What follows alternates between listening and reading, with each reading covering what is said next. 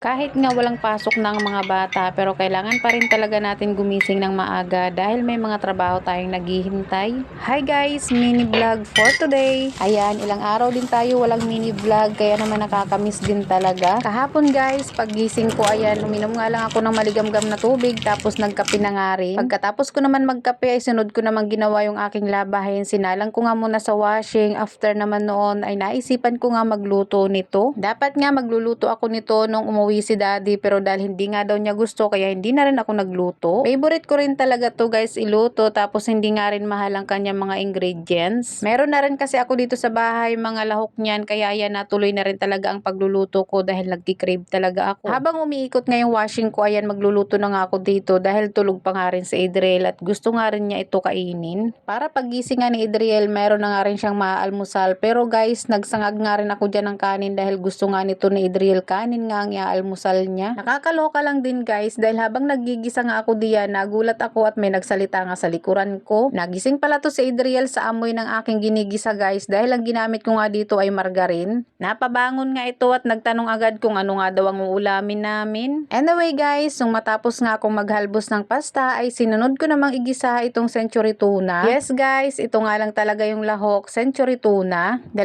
lata nga sana ang panglalahok ko diyan sa kalahati ng 1 kilong pasta kaya nga lang nagustuhan nga ni Adriel at yun na nga lang daw ang kanyang iuulam yung isang century tuna o diba nabawasan pa nga. Ginisa ko nga lang yung 1 lata na century tuna sa sibuyas at bawang. Pagkatapos naglagay na nga rin ako ng paminta at saka asin. Naglagay din ako dyan guys ng laurel para nga may bango ang ating pasta. Alam nyo ba guys, natikman ko nga lang to na niluto ng pamangkin ni daddy kaya ayun sabi ko palagi ko na ngang lulutuin to dahil bukod sa masarap ay talagang napakatipid niya sa mga ingredients. Hindi katulad ng ibang mga pasta na niluluto na napakamahal talaga ng mga Ricardo. Diyos mio marimar, lalong-lalo na ang spaghetti. Kaya naman guys, kapag meron nga akong century tuna at saka pasta ay for the go. Tingnan nyo naman guys, ganun lang kadali talaga iluto ito. At masarap pa nga dito guys kung meron kayong parmesan cheese. Ibubudbud nyo nga lang siya habang kinakain at nako, talaga naman ang sarap. Dito nga guys, habang hinahalo-halo ko nga ayan, ay panay nga ang dice nga nito si Adriel sa akin kung luto na nga raw ito. Diyos me, marmar talaga namang naaamoy ang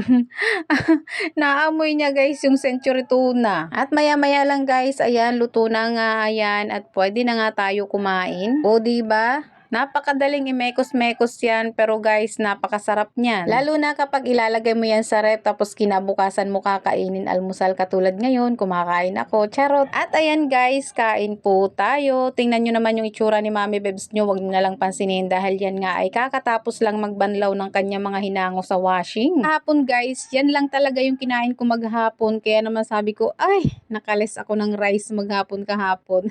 Papayat na ba ako nito? Charot! So kain tayo guys. Maraming salamat Lord sa lahat ng blessing na pinagkakalob niyo po sa buong pamilya ko. Thank you so much po. Siyempre good health and happiness.